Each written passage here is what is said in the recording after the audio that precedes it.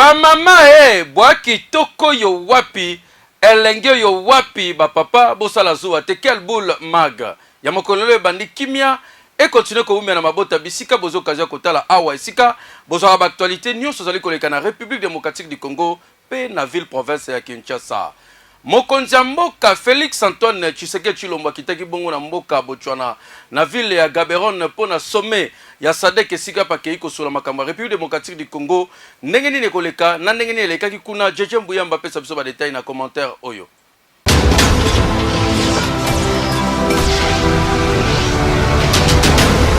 Tozali na aéroport ya Gaborone na Botswana esika chef de l'état ya RDC a atterrir na Butu pona koya ko assister na sommet monene extraordinaire ya troïka ya communauté économique ya Afrique australe SADC na Mokuse. Sommet o ezali bongo consacré sur ba question sécuritaire ba ko beta makambo etali terrorisme sur espace SADC mingi question ya République démocratique du Congo et koloba mapena question ya Mozambique. Batu ya ndenge na ndenge bauti de partout y compris na Nations Unies oyo bakoya ko table pona koluka kozongisa sécurité na bazone de conflit nyonso. Ministre ya défense ya République démocratique du Congo Ngoyi Mukena a communiqué boyi. Dans son ensemble est presque axé sur la République démocratique du Congo. La question du terrorisme qui frappe aujourd'hui la région de la SADC touche assez gravement deux pays, la Mozambique et la République démocratique du Congo. Voilà l'intérêt qui nous amène ici et qui amène aussi les chefs d'État à ce sommet extraordinaire. Nous attendons l'appui de la région. Vous savez que la SADC nous appuie depuis déjà longtemps. C'est aussi grâce à la SADC que nous sommes ce que nous sommes, mais en même temps, nous devons donner aussi notre contribution à la SADC. Chef de l'État ya RDC très engagé à l'alité Butupe Moyi azali kotambola pona koluka kozongisa kimia na République démocratique du Congo. Boyende zalaka. Ekei Lisolo etali police na terrain pona kokanga bato bazo respecter ba mesures barrières pour la COVID-19 tende tindaki ba association ba ONG Asbel Kinshasa bakuta na commissaire provincial la ville province à Kinshasa ya la police général Silvano Kasongo basolola il faut la police akanga bato ba ko respecter te mais il faut ko kanga na ba norme na ndenge sengela ke inoko brutaliser bato bolanda reportage oyo.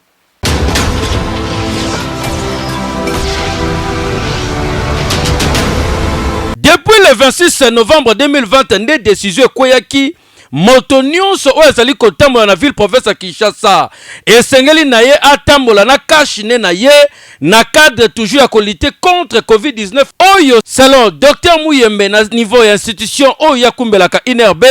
Ba moni déjà que COVID-19 zongi lisusu avec impact na kata ville province à Kinshasa malgré que bakinwe belé bazali ko continuer ko douter na yango mokonzi la police général Silvano Kasongo a décidé que moto nyonso oyo akotambola na nzela sa kashine na ye bakokanga ye yango ba association ya Kinshasa pe ba ONG bakende kokuta na ye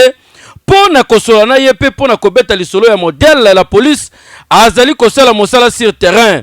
Il ne faut pas décision oyo ye mokonzi la police azui ba policier na yeba koma ko abiser na bato ko botola biloko ko tindika bato na loyenge yango ba association ba kino balinga kozala rassurer na mokonzi la police provinciale la ville ya Kinshasa général Silvano Kasongo na masolo na bango tango basolo libre échange salemi moto na moto azala ki rassurer ndenge général Kasongo a précisé na micro quel boule mag tout soit na association ba kino soyez malamu moni que batozanga badute reçu à port ya masque pour la masque obligatoire les alliés meeting les alliés arrêtés à gouverneur pour la masque correct les alliés chama la kingo correct les alliés obligatoire donc on contrôler allo na ba mituka ya ba transport en public donc contrôler là sauf ba mituka privé celui mituka privé donc contrôler parce que ouais ils ont pas moto donc soyez na bango te expliquer bango ba comprendre. Parce que nous avons fait un respect à policier à terrain, un roulage à Sali, agent, dévoué pour réguler la circulation, et c'est une population dans le civisme, il y a Kotos, il y a une injection, agent de l'ordre. bon on a quand même toka les policiers bon c'est là mais bien de on a bien coup de collègue parce que si on aussi l'état aussi policier c'est l'état on a bien et puis on a pas quand on a bien les psychiques c'est on a perdu des policiers tout les policiers là on là à Kofi ils ont appelé l'état c'est dans la cadre nous sommes là pour mélanger votre mais il y a des voyous qui sont des chauffeurs aussi voilà là on a permis là je crois que l'état va ça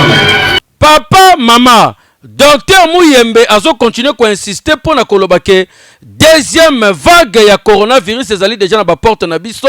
yango esenge na moto nyonso ayeba ko respecter ba geste barrière pour na makambo tali COVID-19 tambola na cache na yo pourquoi pas kozala na désinfectant à tout moment pour na kosukola maboko surtout tango simbi loko to pesaki batumbote na loyenge yoka conseil keba la police ko kanga yo awa turo e mati e komi 25 000 oh toloba kité eke yo oui madame Moniango azo continuer ko sensibiliser ba abonné à SNEL pour l'économie de l'énergie.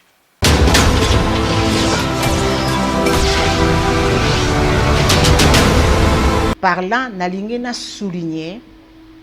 importance il y a énergie électrique il y a SNEL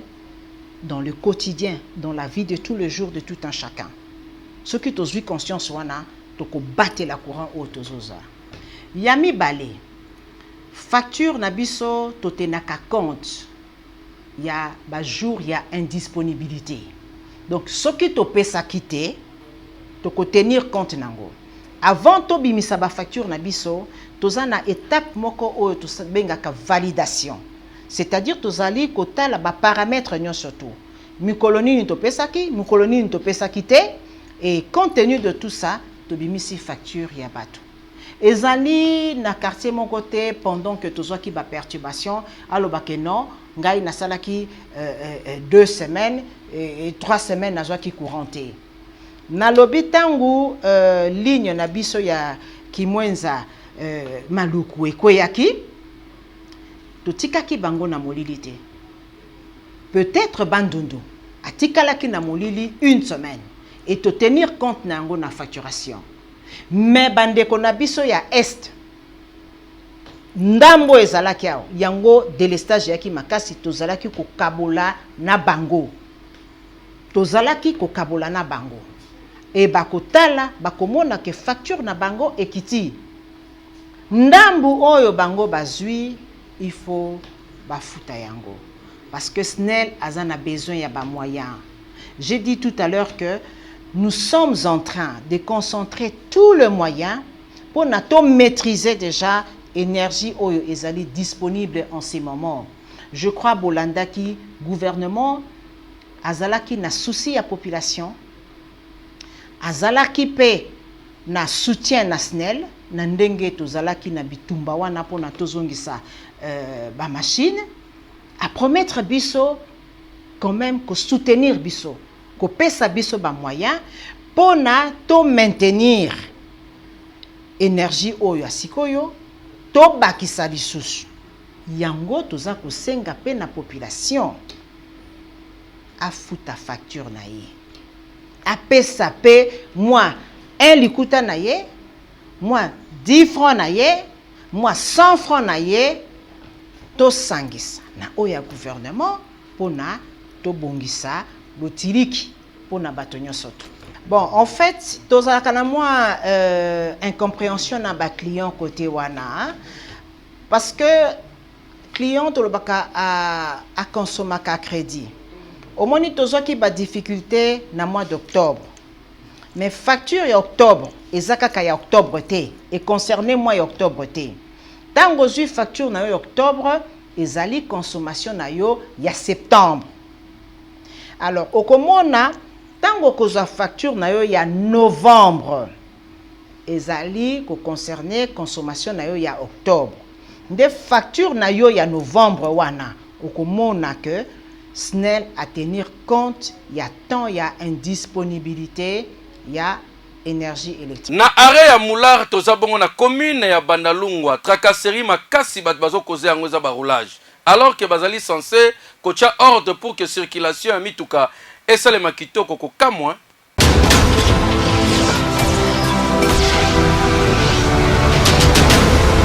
Baisager basalaka bongo mingi tronçon ya 24 kolongwa na station Molar ti kokoma na parking à Molar ba aire de pointe etungisaka bango po embouteillage ezalaka kuna pardon bolukela yango kombo embouteillage yango mingi ezalaka cause epai ya baroulage oyo bazalaka na bureau na bango kaka nolo ya parking wana ya Molar bango ne bayaka kosala tracasserie na ndenge ya deux fois te kowelela na bachauffeur bavolant surtout bachauffeur oyo bayaka kodepose bato na parking ezali arrêt oyo yebana depuis bane nyonso kasi awa so omeki kaka kotelema na parking ya Molar okoyoka bakoteli oyo na kati ya mutuka bokomi kowelela volant bango mingi bawelela bongo clé de contact surtout boyebi bino moko soki tokomi na fin ya semaine bamakelemba bakota esengeli batiaka mitu po bango mpe balia yango nde etindaka bango na bisalasala kowelela bavolant na bachauffeur sepana bapratique oyo bapekisa yango botala bino moko ndenge roulage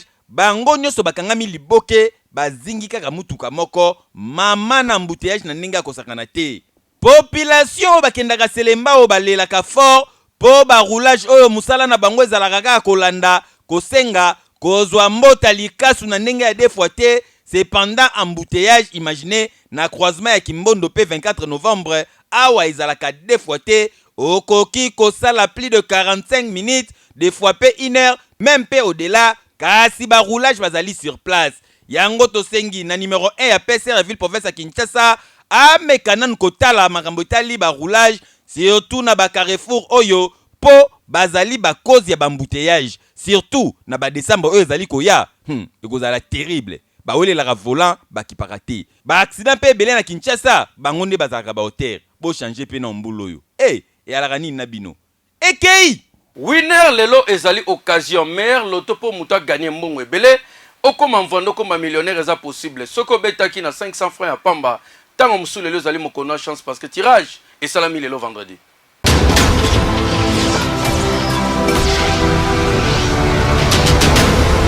Winner.bet présente Winner Loto. Vini wana boso beta. Winner.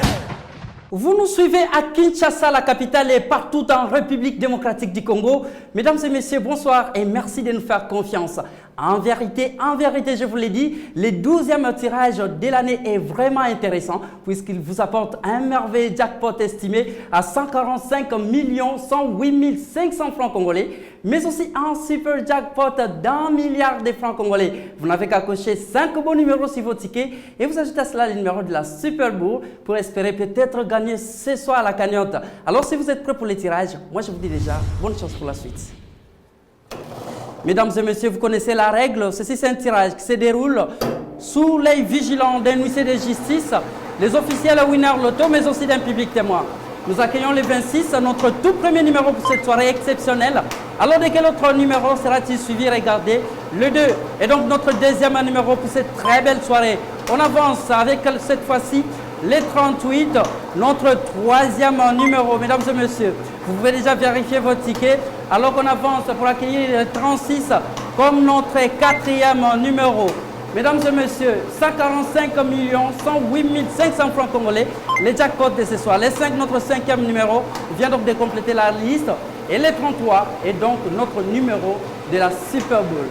Mesdames et messieurs, à titre de rappel, si votre ticket, il fallait nécessairement voir les 26, les 2, les 38, les 36, les 5, mais aussi les 33, qui est donc le numéro de notre Super Bowl. Il n'a au plusieurs personnes ont peut-être trouvé cette combinaison gagnante depuis la maison. Si oui, moi je vous dis félicitations. Sinon, vous pouvez encore tenter prochainement lors de nos prochains tirages, car la chance, elle peut toujours vous sourire. Prenez soin de vous. Au revoir. Winner Loto! Le prochain tirage est pour ce mardi. Au sommet déjà ticket na yo. Vini wana boso beta. Winner. Vente ya mafuta mbila ndenge ezali kosalema na Kingabwa commune ya Limete to s'intéresser ki na makasi boyebi ke mbila ezaka na ba vertu ebele.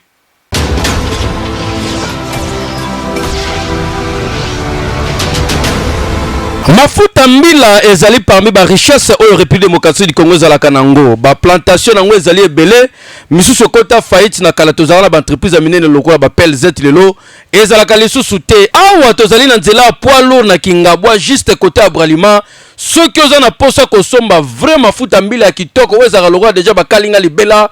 kende kuna okose retrouver komona ba mama ba papa ndenge basalaka commerce oyo misusu utaka na bambandaka misusu ezali ko uta na Kisangani partout soki bimi na libongo awa nde sika bayaka ko déposer yango tala modèle babido tanami belé babido ba 25 litres na kati ezali na ba mafuta ya sorte nyonso bozali na idée te soza na posa mafuta mbila ya boto to soza na posa mafuta mbila o ezali ko da ba kalinga libela ya omozo mo déjà yanduka o ne bozo mona déjà bonde zo mona kitoko boy ko monta ne longino na kati soko niengelo likola pondo madesu na biso za mobimba ba tetela ba impact na oto balamba ka pongolo jesse bazu ba niengelo mafuta mbilo likoloza na idée te mais eloko ekamusi biso o eza technicité modèle basela sala tala papa zo kota nzete na kata zo bala yo kanisa lokola zo lingai ba mesure ya bidon te ezande pa tala sorte mafuta nini ezaleli kaka na nzete na nde bayebaka o mafuta malamu o mafuta ya mabe ba chaka yango na milangi ya sorte na sorte parce que awa au lieu de système ya manzanza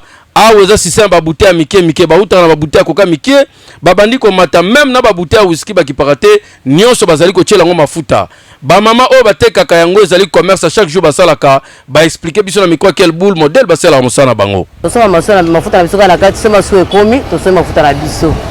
quand to zala on teki to moni to tshaba to chaque fois mafuta na ba sachet ezo parce que ba to sala perte yango to zala mesure siko ko tshaba mafuta na milangi to tshaba milangi o amnene o eza 2500 à 500 linza na 8000 francs to suka ba client na biso po parce la perte ya mafuta te to so pe mboka na biso bato balia bien batonda yango to vanda to teka na libongo to so ma milangi ya propre utaka pa ba onisien yango to tshela ka bango na mulangi eza la 500 ozo mulangi na yo kemba la moko même il y a 200 francs to tshela ka na mulangi boyebi ke mafuta mbila ezali na ba vertu ebele à part ko lambela yango ezo contribuer na santé pe na loposo même ya bana ba mama ya mboka to ba mama ya Kishasa kala ba bane ko pakola bana mafuta ya mbila misusu tile lo ba continue ko pakola mafuta mbila mwana za loposo sembe sembe ki même ba lotion o ba sala biso pa mindele mwana muso mona botami papa na mama pe meme mwana bimi mwindu bobandi ko petike ka mafuta mbila na mikola ko tanga poso mwana ko miko bunga yango bandi ko pesa loposo solo Mila ezali très important soko za na posa ko somba to yebisi bino boya awa na poilo mais modèle ya mbila oyo modèle yanduka tala bien bangala pondo limbondo sopela on likolo e ko sala bino kitoko elenge yo wapi bondi melangai eke yo oui na commune ya Bumbu ti lelo pasi ya mai zo continuer ko nyokola bango bakoma ko toka mai ya ba forage mais problème ezali ke qualité ya mai yango lobi kuna ba mibe bascaris biloko bele bazali ko la population.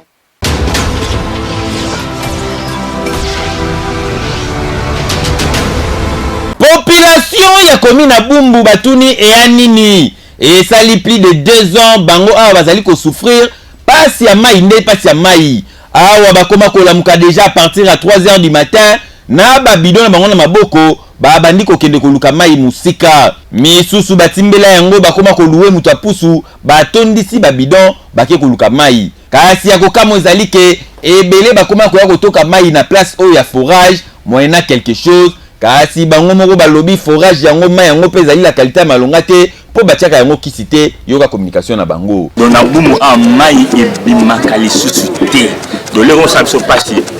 na Bumbu awa tuma osisaka ba forage do ba forage oyo da ba mai moko bakata te mai e domina régie des eaux donc régie des eaux tout le monde a ngosu te don na bien banda président Facha Lekana mai régie des eaux na Bumbu to mona kayango te donc tuma na problème ya cotiser mai ya forage donc mai ya forage oyo ko en plein na 21e siècle na Bumbu donc tout le monde a su mai ya régie des eaux te et puis mai oyo les autres problème mai oza non traité ils ont nzukisa bilamba et puis na ko sokola yango ba mikusana ntoto toza à l'est ba konzi ya régie des eaux population ya commune na Bumbu batuni yango mituka ya citerne oyo bolakisaka batu na cadre ya programme ya 100 jours oyo chef de l'état initiaki ekenda wapi po na Bumbu nanu bamoni ata mokolo moko te boyi kosala distribution ya mai bazali ko souffrir bolukela bango solution et normal te RDC na belé ya ba fleuve population bazanga mai ekei phénomène matolo ezali phénomène moko oyo tokoki ko encourager yango te to boyite bible loba senga bakopesa yo mais ya Kinshasa prêtre soko pesite ozelo te 0.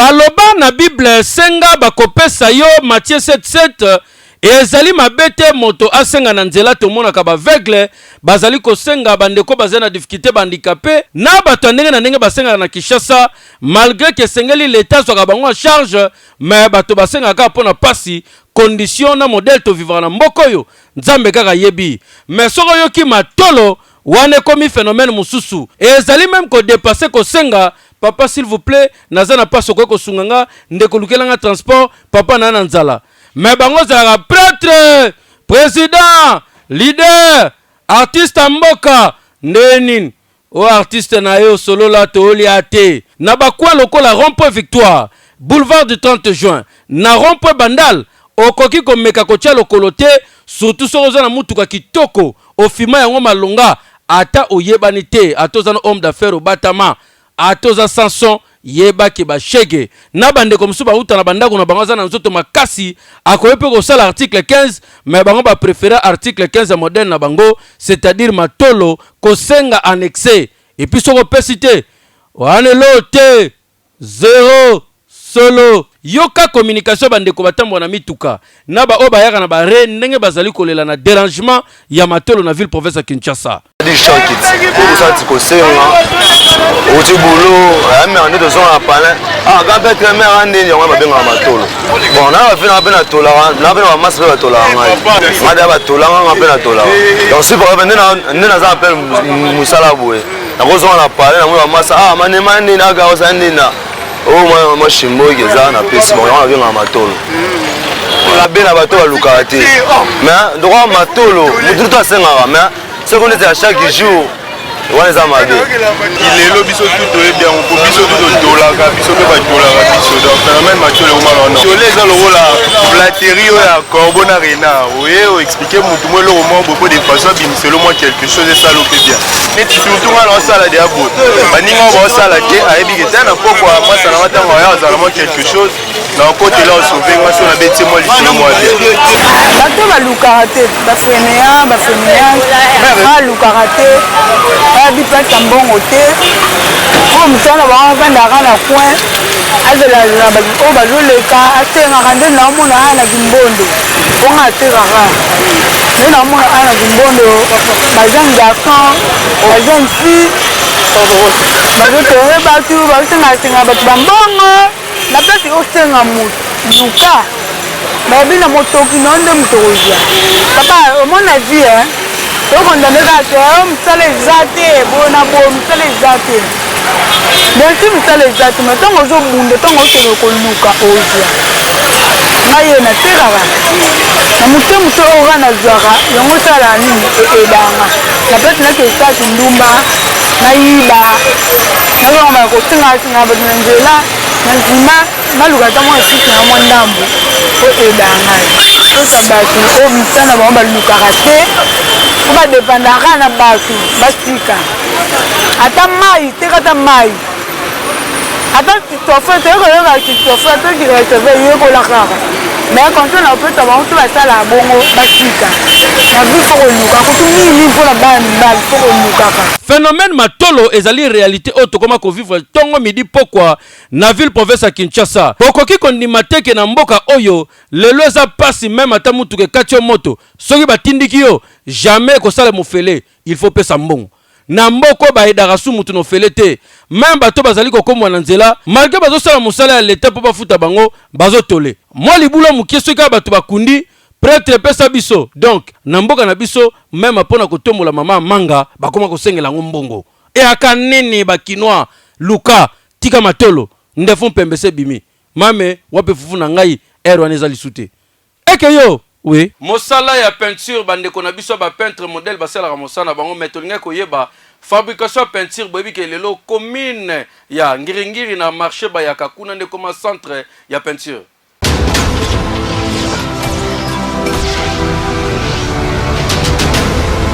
bandeko ebele basalaka mosala ya peinture mpona koluka kobongisa kwambeli kodekore ndaku ezala kitoko awa na ville province ya Kinshasa. Ezali article 15 ya kosakana te, surtout soko kiti na wenze ya bayaka oyo na kala ezalaka bongo répité wenze ya bibende. Lelo wenze ya bayaka koma centre bakoma koteka peinture, même fabrication yango koma kosalema kuna. Parmi ba maison ebele tokende kokutana ndeko na biso Patrick na maison Patrick Decor kuna tolinga koyeba modèle nini basalaka peinture e bandaka na nini poto mone ko ba couleur ebele lokwa ba couleur verte, jaune, rouge, mauve na ba couleur ndenge na ndenge chocolat nyonso awa bakosalela yo ça dépend ya choix ya couleur oyo oliko tshana ndako na yo. Ba peintre ba utaka partout bayaka kosomba awa na bayaka pona bakene kobongisela bino ba ndako, salon, chambre, cuisine, pourquoi pas même atamiri ya lopango libanda bakobongisela kitoko. Modèle basala peinture bozo ba détail na micro quel boule. Poto bana osala peinture na biso toza ba produit de base to sala peinture. Les années ci to banana na mai. Et to bani na mai to tchango na récipient. Après avoir go tcha mai na récipient to jusqu'au to bandi go tcha ba produit. To bandi go tcha produit na kati ya mai na biso donc na récipient auto tchela auto tchaki mai. To banana produit neti titane. To banana to bandi go tcha titane. Titane yango sala ke no peinture za la pembe et en éclavement ya bien. Et en couvrance au moins ceux qui bazo tcha na mire donc mouvement soit taliban mon ma peinture za kitoko. Et mon côté na ndako msomo na ba tcha na plafond et la pembe makasi et ça produit na titane. Après titane yango to tchaki tylose. Tylose nde yango ya ko sala peinture na biso za nde mo na ma dongo dongo. Donc na ba peintre nde ba appliquer la peinture aux mona que non et servi peinture rouler bien. Bazo tcha rouleau et zo mate zo kita donc tylose voilà. Et puis ça m'a produit de base il y a un contribuer pour la peinture ça efficace. Après en haut tu as que poudre il y a pas ya pour compléter couvrance il y a peinture couvrance il y a peinture né mon titane et puis il y a ça lavement que peinture mais à la efficace et à la macasse rôle na on donc poudre to somba on na ba usine abiso mususuka ya Congo yango to ça là ba produit to bana musu liboso na yango uta libanda donc mais poudre on a abiso moko na Congo là to si na poudre to banisco ko cha colle to za deux colle to za na colle AC to za na colle bleu donc yango ça là que non peinture se ba pakoli na mire mutata la leli yango a to toucher au mona que non et au bébé sayoté au la taille la mano kitoko et au bébé sayoté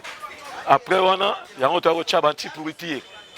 OK peinture et revendre après ça l'efficace et vendre ba ne belé et revendre une année et revendre 2 ans et revendre 5 mois 3 mois yango to chaki ba produit anti pourriture nde mondi ba chaka mutu soka kufi ba cheneti ba che ba formol tout mais biso chaka ba produit wana to cheneti ammoniac to che na pentan après to ko cha huile de pain ce que ça là que non peinture za mana solo ma bien au senti que peinture ba pa kolango et bimisa solo ya kitoko OK non ça que muta sepela nango awa na bayaka soki oye tuna bien tambola bien okokuta ba professionnel okande ko na biso oyo modèle asala mosala ne kitoko yo wapi eke yo we na Lac Albert village tian na ezindi mawa pasi na bamvule zobeta mikolo yo.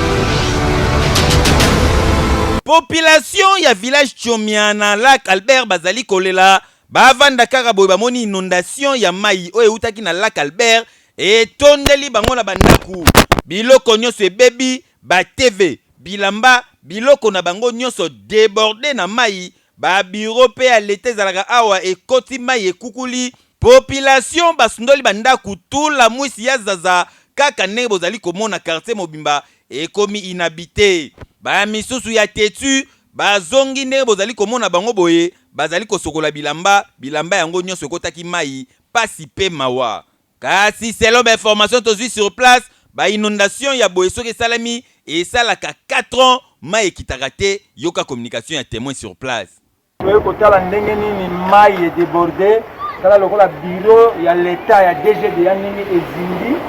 alors tala ndako ya population ba boutique awa place bozomona awa ezalaki un mini marché awa ezalaki marché esika nini bato bayaka koteka bambisi kosala makambo ebele donc bato bakimi babimi mais bato bazosouffrir impossible c'est pourquoi toza kosenga tokuti population eza kolela biso toye awa mpona kosenga vraiment gouvernement na biso national boya kointervenir na cas ya population oyo ya chomia tala ndenge baza kosufrir tala ndenge biro ya leta ekufi tala mboka ndako ekufi batu bakimi alors toza kosenga disons implication personnelle ya chef de l'état à travers vice-ministre ya finance oyo abengami na nkombo ya junior mata melenga biso oyo tozali bamembre ya coordination ya NGT coordination ya Ituri toza awa population eza kolela bayebi ke tozali proche ya chef de l'état toza kosenga na chef de l'état boya kosoutenir boya kosunga population oyo baza kosouffrir babungisi biloko ndako babungisi biloko tu ndako ebukani bazolala libanda padoke assistance eza te alors toza awa franchement tala niveau mai emati awa ezali secteur oyo boma moto oyo soki boza na kisasa sokoma na chome awa ezalaka esika oyo mbisi ebimaka bato bayaka kosomba yango awa badepo tu na kati ya mai biro ya DG na kati ya mai bituka na kati ya mai biloko tu ebebi tozosenga mama Denise bamama bazolela